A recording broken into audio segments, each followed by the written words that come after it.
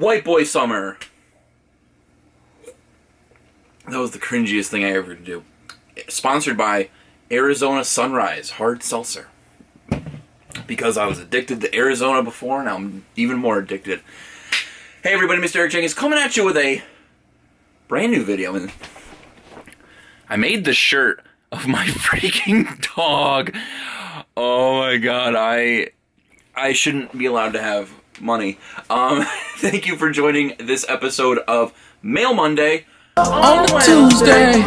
Because I've been okay, doing better, but put Mail Monday on the back burner. But I'm still gonna upload it for you guys because a lot of you guys like to see the collection being built. It's fun. It's cool. You see stupid shit like this. It's great. So if you like this type of stuff, please consider subscribing. Leave a like if you enjoyed it. And let me know what you guys picked up this week for your mail pickups, your thrift store pickups, your KB Toys pickups, your Kids R Us, your Babies R Us, your Toys R Us pickups. Let's chime down off in the comments what you guys got. Pretty interesting week for me. We do have a pretty hefty box that we are going to open right meow. We do have some TimmyBreaks break results, as well as a stack of PlayStation 2 games. So now I ordered this from Target's website last week. We have 2 mega boxes of 2021 Bowman. For those who are out of the loop, it has been very difficult to get retail baseball and sports card products as well as Pokemon products at Target, Walmart, and all these places. So Target halted the stocking of a lot of sports products in their actual stores, but Fridays they are doing online only orders. So I picked up 2 boxes. You're able to get 6 max of each product. Football has been selling out instantaneously, maybe like 5-10 minutes in. The Bowmans, if you're interested, the Bowmans stay around.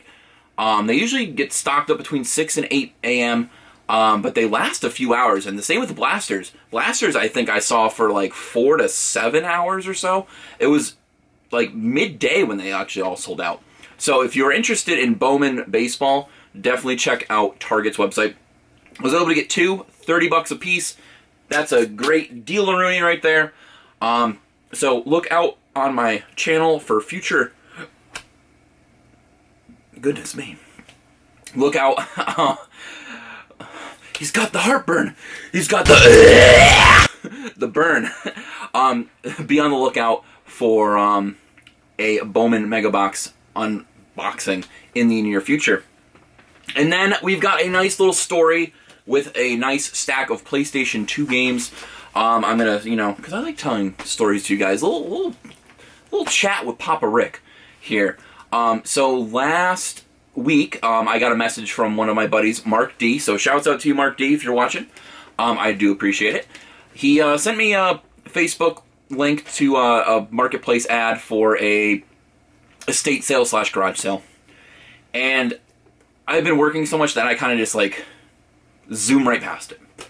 I'm like, it's whatever. And there's a bunch of old tools, and I do work in the pawn industry, so I see a bunch of old tools all the time, and it's like, forget it. I don't want to be going through sockets looking for Blue Point or Snap-on crap. And then I just, turn my phone off, and that was it. So Saturday afternoon, he hits me up, and he's like, hey, are you busy at work? And I go, no, it's dead. He goes, are you going to that estate sale? And I go, I don't think so. And he goes, you have to go. This lady has a huge video game box in the garage. I don't know what this stuff's worth. I don't want to FaceTime you and look, I want to be inconspicuous about it. Try and come down on your lunch break and see if you can cop something. So I asked my manager, I'm like, you mind if I head out for 20 minutes? It's about 6 minutes down the road. I go there, and he calls me when I'm on my way there, and he goes, hey, they have stuff priced, but they're going to cut off 30 to 60% off the price. So I'm like, okay. So I asked the lady, I'm like, hey, do you happen to have any old video game stuff or, musical instruments or anything like that? And they pull up a box of PS2, Xbox 360, original Xbox games. And I'm going through it, I'm like, oh, there's some good titles in here. And then out of the corner of my eye, I see a Nintendo 64 controller box. And I go, is that stuff for sale?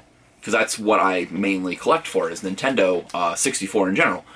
And they go, well, my husband passed away a few years ago, and he left all this video game stuff. He kept the boxes for a reason. And I'm like, oh no, okay. Well, I'm sorry for your loss. You know, if you're willing to sell them, I'm willing to purchase them. I told her the truth. I collect, you know, video games.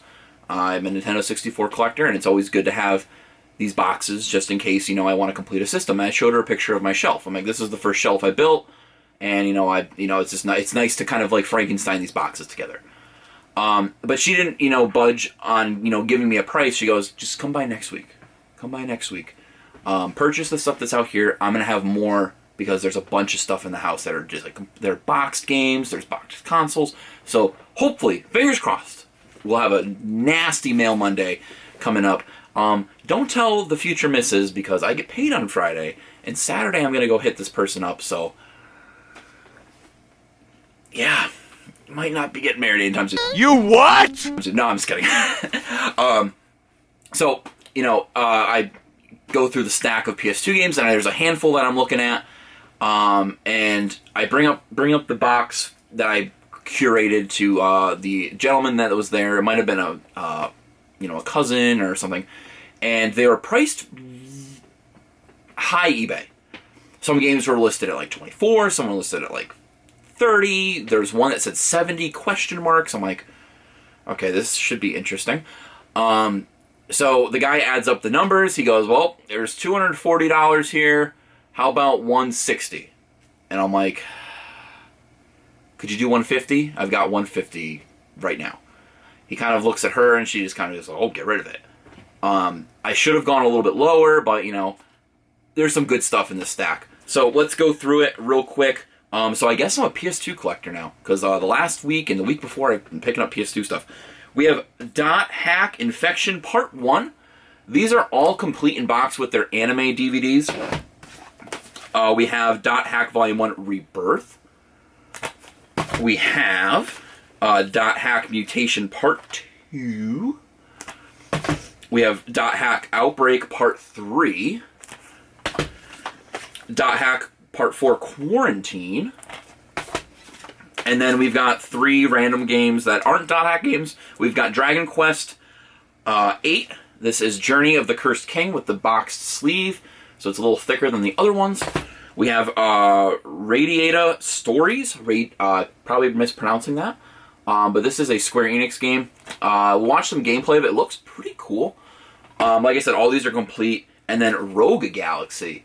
Another really cool kind of JRPG. So $150 for this is not a bad deal. This ends up being like 17 and some change a game. Some of these were going as high as like 50, 60 bucks. So no complaints there. You know, it's like $150 at a garage sale. That's absolutely absurd, but they looked up what they had. So hopefully next week I'm able to get some of those boxes for a decent price. I know some of them I had already, but there's manuals in some. I'm missing some of the manuals, so maybe I can kind of work something out. Hopefully. But we have some TimmyBreaks that we need to get to in this Mail Monday, and we do that by giving ourselves a good old flip on over to the table.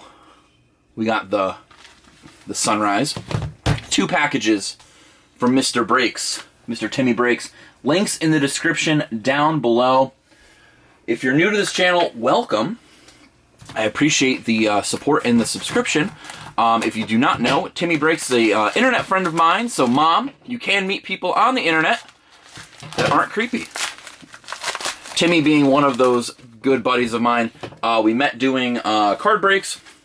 For those who do not know, because I actually had somebody message me on Instagram like, hey, I follow you. What the heck is a card break? Basically what you do is you can bid on a team, or you buy a team in a break, and you get those cards that, you know, come through. So that's basically what it is. The breaker buys a product, let's say for $100. They sell the teams for $5 to $20 a team usually, and depending on the price of the product, those teams can go up. And then you get those cards. So That's why, like, some of these stacks are fatter than others because I bought either multiple teams or, you know, the box wasn't that hot. So it's a good way for you to kind of get your personal collection up. If you only collect for certain teams, you know, why spend the $200 on a hobby box when you can just get the teams you want with the opportunity to get a relic. So this is break 62 there for your visual learning or visual learners. We got the YouTube and eBay username. Also links in the description down below if you want to get into any of the breaks or check out his rips on his channel. This was a Stadium Club. I usually forget. This was a Stadium Club break. So we've got my boy Dansby Swanson diving in. He sleeved it up because he knows that's my boy. We got Mike Soroka. We've got him, Marcelo Zuna. We got Markakis, and then we've got a Ronald Acuna Jr. rounding third, it looks like, or rounding first. I don't know. He's rounding a base, doing his thing. I love Stadium Club. Beautiful looking cards. Whoever top tires for that set of photography, give that person a raise because sheesh. That ish bussin'. And if that didn't just alienate more than half of my viewership, holy crap.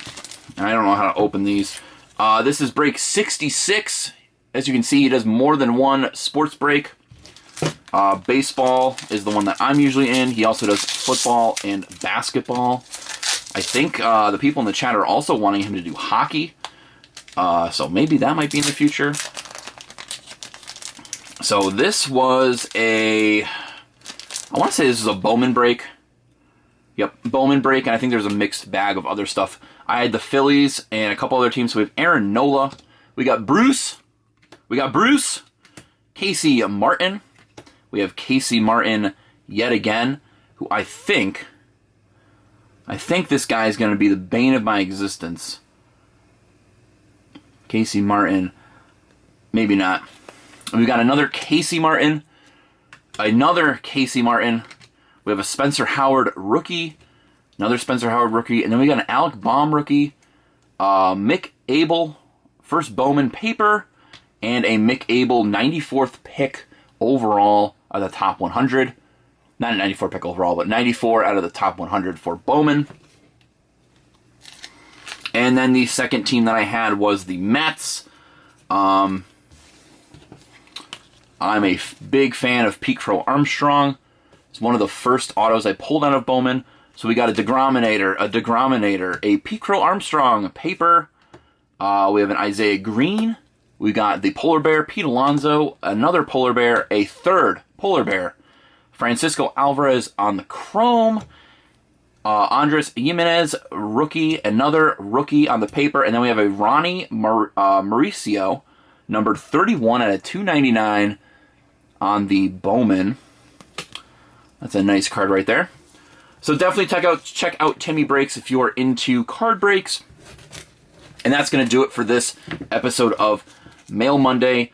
Let me know down below what you guys picked up this week. I know it's a little late. I apologize. It's been kind of feeling a little, off a little bit. So took Monday and Sunday off to kind of recoup. And then Tuesday I was like, I got to film. Crap, I got to do that. And then here it is Wednesday. Uploading it for Thursday. So I'm a little late. So you guys might get a couple extra videos here and there. But thank you guys so much for checking out this video. I'll see you guys in the next one. I made the shirt of my freaking dog.